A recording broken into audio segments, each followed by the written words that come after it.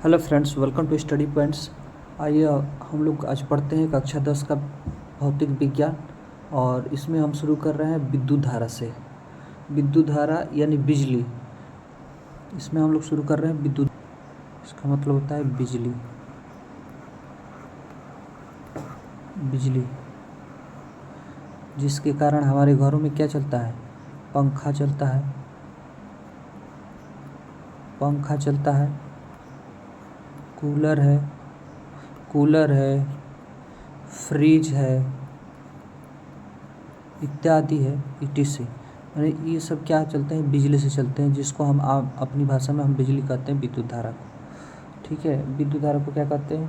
बिजली कहते हैं। यानी विद्युत धारा से हमारा तात्पर्य यहाँ पर क्या है? विद्युत धारा का मतलब होता है आवेश का प्रवाह। आवेश का प्रवाह, विद्युत धारा से मतलब है यहाँ पर आवेश का प्रवाह। यानी जब आवेश, प्रवाह का मतलब गति करेगा, यानी जब आवेश गति करता है तो उसे क्या कहेंगे? विद्युत धारा। आवेश गति कहाँ करेगा? तो किसी चालक में। चालक कौन होती है? तो धातुएं होती हैं। धातुएं होती हैं चालक। जैसे इसमें धातुओं में लिखते हैं, जैसे चांदी हो गया, सोना हो गया, लोहा हो गया। लोहा यानी आयरन, लोहा हो जाएगा, तांबा हो जाएगा, बहुत सारी हो जाएंगी। ये सब क्या है? धातुएं हैं। और इसमें क्या प्रवाह होगा? आवेश। तो जब इसमें आवेश प्रवाह होगा इन धातुओं में, तो इसे हम क्या बोलेंगे? विद्युत धारा। यानी जब किसी धातु में आवेश का प्रवाह होता है तो उसे क्या बोलते हैं? विद्युत धारा। हम लोग कहते हैं कि इस तार में क्या प्रवाहित हो रहा है? विद्युत धारा। सिंपल सी बात ये है कि जब किसी धातु में आवेश प्रवाहित होता है तो हम बोलते हैं कि इस तार में विद्युत धारा प्रवाह हो रहा है, यानी बिजली इसमें आ रही है। ठीक है, अब इसके बारे में थोड़ा और समझेंगे डिटेल में कि आवेश क्या होता है। ठीक है, तो आवेश को समझने से पहले कुछ और हम लोग सोचते हैं कि पदार्थ की रचना कैसे हुई है, पदार्थ की परमाणुओं की रचना कैसे हुई है। तो जो भी पदार्थ होगा, कोई भी पदार्थ है, जैसे मान लीजिए हम यहाँ पे एक एग्जाम्पल ले लेते हैं, सोडियम का एक एग्जाम्पल ले लेते हैं। तो सोडियम में इसका जो एटॉमिक नंबर होता है वो होता है 11। क्या होता है? 11। तो इसमें पूछेंगे कि कितने इलेक्ट्रॉन हैं, तो इसमें इलेक्ट्रॉनों की संख्या 11 है। कितने प्रोटॉन हैं? तो प्रोटॉनों की भी संख्या कितनी है? 11 है। न्यूट्रॉन कितने हैं? तो न्यूट्रॉनों की भी संख्या कितनी है? अभी इस समय 11 ही है। ठीक है, तो ये चीज़ ध्यान देना होगा। अब यहाँ पे बताया गया कि पदार्थ की परमाणुओं की रचना मूलतः 3 कणों से होकर होती है। पहला होता है इलेक्ट्रॉन, दूसरा प्रोटॉन, तीसरा न्यूट्रॉन। तो प्रोटॉन और न्यूट्रॉन क्या होते हैं? परमाणु के केंद्र में होते हैं। कहाँ स्थित होते हैं? परमाणु के केंद्र में होते हैं। और इस केंद्र का नाम क्या देते हैं? हम लोग क्या कहते हैं? नाभिक कहते हैं, नाभिक। तो इलेक्ट्रॉन और प्रोटॉन केंद्र, परमाणु के केंद्र में होते हैं और इस केंद्र को हम कहते हैं नाभिक। यानी कह सकते हैं कि इलेक्ट्रॉन प्रोटॉन कहाँ स्थित होते हैं? नाभिक में स्थित होते हैं। जैसे मान लीजिए कि कोई एक तत्व है और ये इस तत्व का नाभिक है, तो इसमें कौन रहेंगे? प्रोटॉन भी रहेगा और न्यूट्रॉन भी रहेगा। ठीक है, अब इसके बाहर जो कक्षा होती है, इधर जिसके बाहरी कक्षा में, इसमें मूव करता है इलेक्ट्रॉन।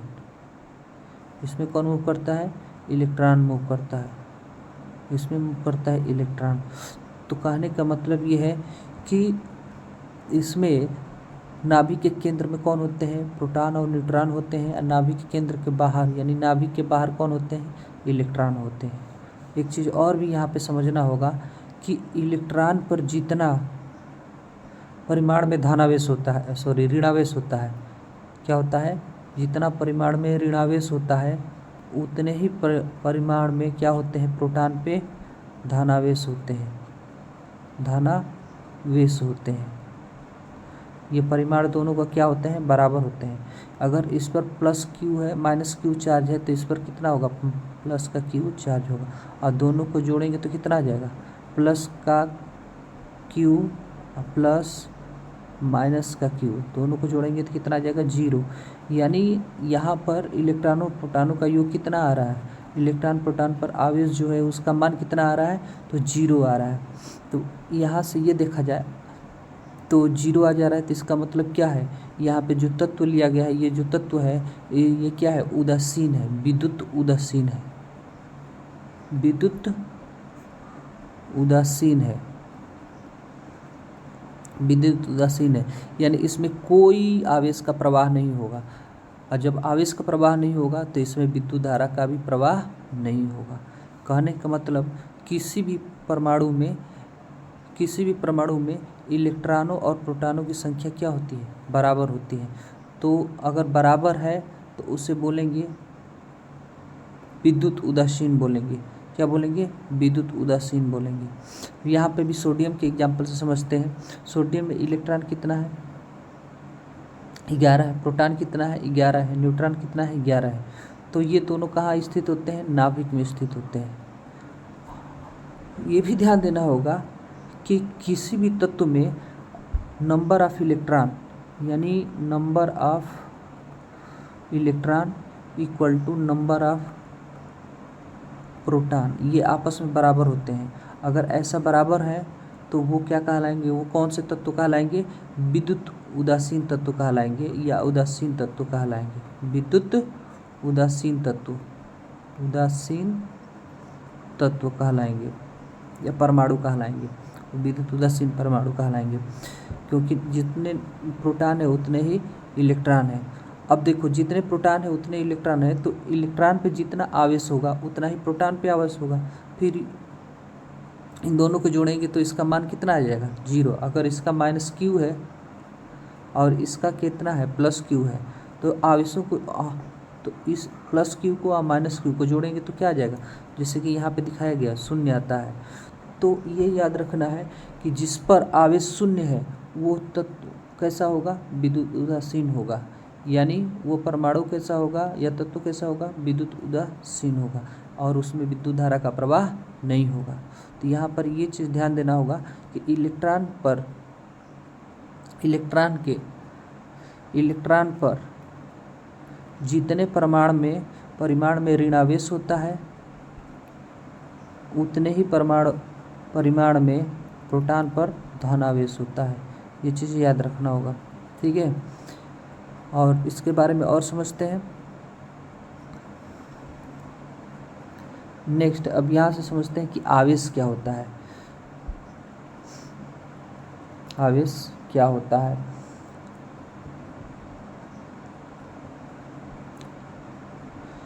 तो हम अगर मैं पूछूं कि द्रव्यमान क्या होता है, द्रव्यमान किसे कहेंगे, यहाँ पे मैं लिख देता हूँ द्रव्यमान किसे कहते हैं। तो यहाँ से अगर इसको तोड़ूं तो ये दो भाग में टूट जाएगा, एक तो हो जाएगा द्रव्य और दूसरा हो जाएगा मान। यानी किसी वस्तु के अंदर उपस्थित द्रव्य की मान को ही क्या कहते हैं, द्रव्यमान कहते हैं। किसी वस्तु के अंदर उपस्थित द्रव्य की मात्रा को या मान को क्या कहते हैं, द्रव्यमान कहते हैं। और ये द्रव्य किससे बना है, तो ये द्रव्य क्या है, स्वयं में मूल है, ये किसी से नहीं मिलकर बना है, ये अपने आप से ही बना है, ठीक है।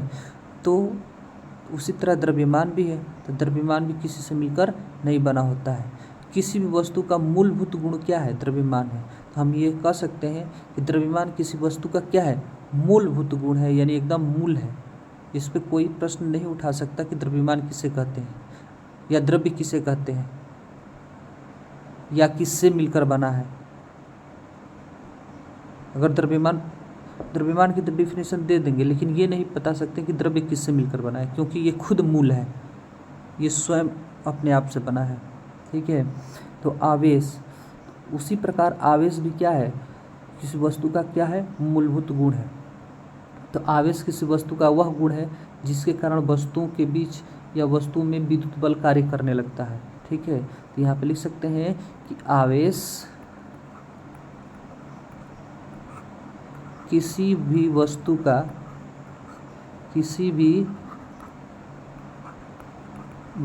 का मूल गुण है।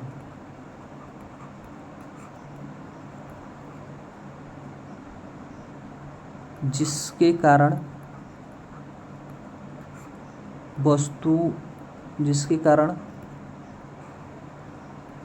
वस्तुओं में विद्युत बल कार्य करता है। विद्युत बल कार्य करता है।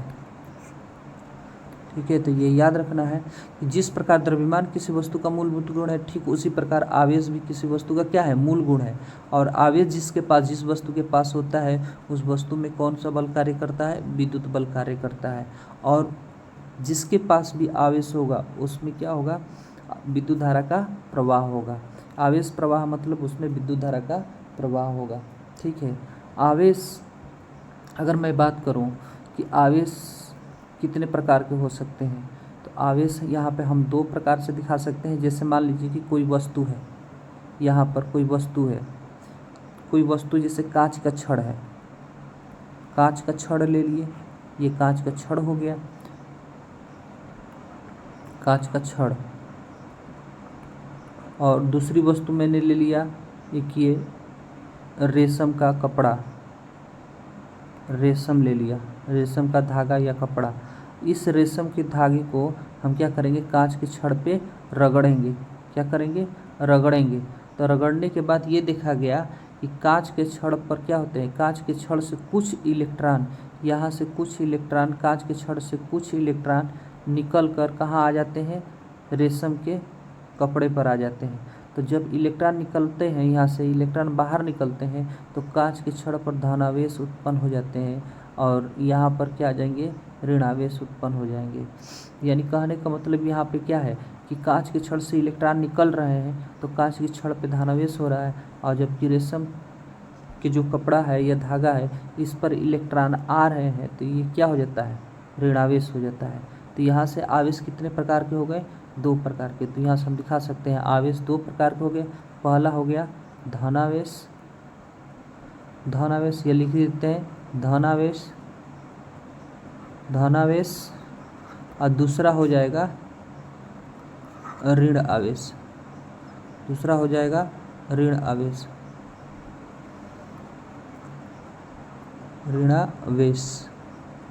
ऋणावेश। तो आवेश हमारे पास कितने प्रकार के हो गए, दो प्रकार के हो गए। ठीक है, तो हम ये भी कह सकते हैं जब कोई वस्तु इलेक्ट्रॉन त्याग करती है, यहाँ पर कांच की छड़ क्या है, इलेक्ट्रॉन को त्याग किया है, और रेशम का छड़ क्या है, इलेक्ट्रॉन को ग्रहण किया है। तो जब कोई वस्तु इलेक्ट्रॉन त्याग करती है, जब कोई वस्तु इलेक्ट्रॉन का क्या करती है, त्याग करती है, तो उस वस्तु पर धनावेश उत्पन्न हो जाता है। और जब कोई वस्तु इलेक्ट्रॉन ग्रहण करती है तो उस वस्तु पर क्या होता है, यहाँ पे रेशम का छड़ इलेक्ट्रॉन को क्या किया है, ग्रहण किया है, तो यहाँ पे क्या उत्पन्न हो जाएगा, ऋणावेश। यहाँ पे हम कह सकते हैं जब कोई वस्तु इलेक्ट्रॉन का त्याग करती है तो उस वस्तु पर धनावेश उत्पन्न हो जाता है, और जब ग्रहण करती है तो उस वस्तु पर ऋणावेश उत्पन्न हो जाता है। तो अब देखना ये है कि क्या जितनी मात्रा में ये कांच का छड़ इलेक्ट्रॉन को त्याग किया है उतनी ही मात्रा में रेशम के कपड़े पर इलेक्ट्रॉन आएंगे भी। तो जितना इलेक्ट्रॉन यहाँ से निकला है उतना ही इलेक्ट्रॉन रेशम के कपड़े पर आया है। यानी इलेक्ट्रॉन पर जितना आवेश, अगर दो इलेक्ट्रॉन निकला है तो इलेक्ट्रॉन दो आवेश निकले हैं और कहाँ गए हैं, रेशम के कपड़े पर। तो ऐसा नहीं है, तो यहाँ पे दो धनावेश उत्पन्न हो गए हैं और यहाँ पे दो ऋणावेश उत्पन्न हो गए हैं। अब कहने का मतलब ये है कि जितना आवेश यहाँ पर है उतना ही आवेश यहाँ पर उत्पन्न हो रहे हैं। यानी यहाँ पर चूंकि परिमाण में क्या होंगे, बराबर होंगे। जैसे यहाँ पे +2 आवेश उत्पन्न हो रहे हैं तो यहाँ पर क्या हो जाएंगे, रेशम के कपड़े पर -2 आवेश उत्पन्न होंगे। तो इन दोनों को देखा जाए, +2 और -2 को जोड़ा जाए तो टोटल आवेश दोनों पर कितने होंगे, 0 होंगे। और यहाँ पर भी देखिए कि जितना आवेश यहाँ पर है उतना ही आवेश यहाँ पर है।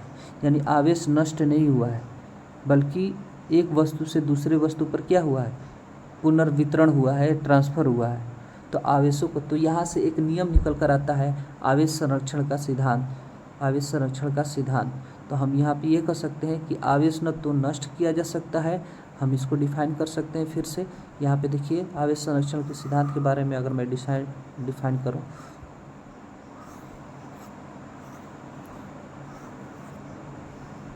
तो यहाँ से क्या निकल कर आता है, आवेश संरक्षण का सिद्धांत।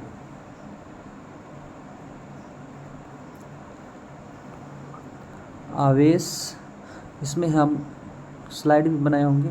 तो नेक्स्ट आता है आवेश क्या रहता है, संरक्षित रहता है। तो यहाँ पर आवेश न तो उत्पन्न किया जा सकता है, लिख सकते हैं आवेश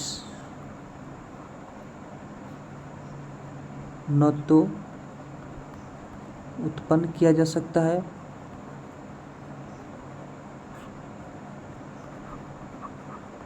किया जा सकता है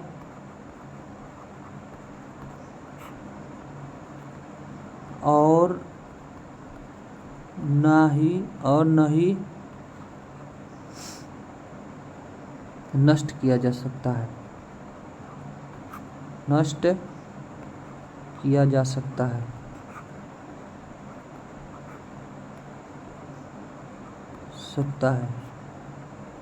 नष्ट किया जा सकता है तो इसे क्या बोलेंगे, बल्कि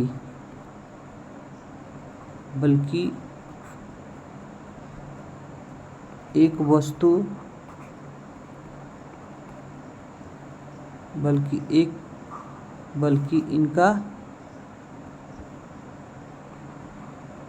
इनका स्थानांतरण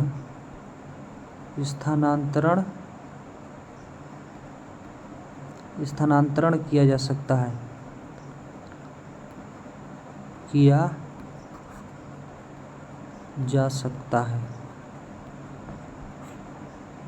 स्थानांतरण किया जा सकता है। तो जैसे कि बताया गया है, अब एक और एग्जांपल लेते हैं सोडियम से। देखिए जैसे मान लीजिए हमारे पास कोई पदार्थ है, सोडियम है Na, तो इस पर कितना, अब इसका इलेक्ट्रॉनिक विन्यास अगर इसका परमाणु क्रमांक देखेंगे या इलेक्ट्रॉन देखेंगे तो 11 होता है। इसका इलेक्ट्रॉनिक विन्यास 281 होता है, 281 होता है। अब इसी तरह देखेंगे तो ये क्या करेगा, एक ही इलेक्ट्रॉन अगर त्यागता है, एक इलेक्ट्रॉन त्याग करता है क्योंकि ये अपना अष्टक बनाएगा, तो एक इलेक्ट्रॉन जैसे ही त्याग करेगा तो इसके पास, सोडियम के पास हो जाएंगे 10 इलेक्ट्रॉन और इसका इलेक्ट्रॉनिक विन्यास करेंगे तो 2 और 8 हो जाएंगे। तो जो त्याग करेगा इस पर क्या हो जाएगा, प्लस। क्लोरीन के बारे में देखते हैं, Cl के, इसका परमाणु क्रमांक होता है 17, इसका परमाणु क्रमांक होता है 17, इसका इलेक्ट्रॉनिक विन्यास 2, 8 और 7।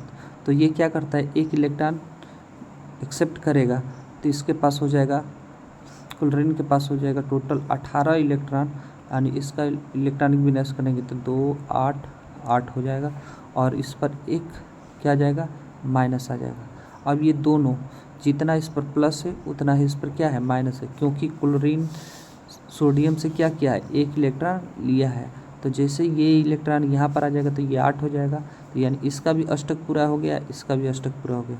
अब ये दोनों अगर आपस में क्रिया करते हैं तो दोनों क्या बन जाएंगे, न्यूट्रल बन जाएंगे, उदासीन बन जाएंगे। यानी जितना आवेश सोडियम पर है उतना ही आवेश क्या है, क्लोरीन पर है, बस परिमाण में क्या है, विपरीत है। तो यही कहा गया कि आवेश को न तो उत्पन्न कर सकते हैं, न ही नष्ट किया जा सकता है, बल्कि एक वस्तु से, सोडियम से क्लोरीन पे क्या किया गया है, ट्रांसफ़र किया गया है। ठीक है, सोडियम से क्लोरीन पे ट्रांसफ़र किया गया है।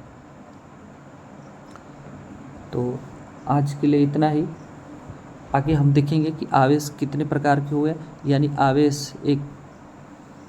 आवेश हो जाएगा आपका 2 प्रकार का, एक धनावेश और एक ऋणावेश। धनावेश कैसे बनता है तो मैं फिर से बता देता हूँ, अगर बैक चलूँ तो धनावेश किससे बनता है,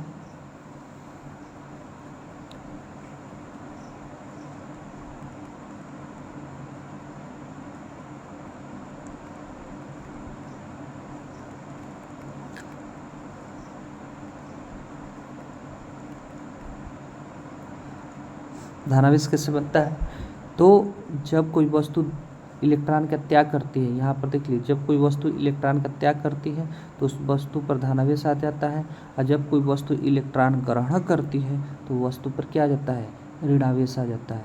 क्या आता है, ऋणावेश आता है।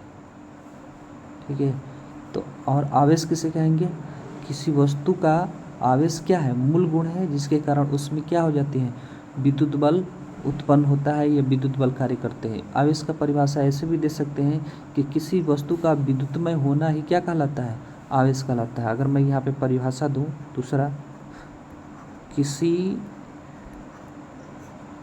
वस्तु का विद्युतमय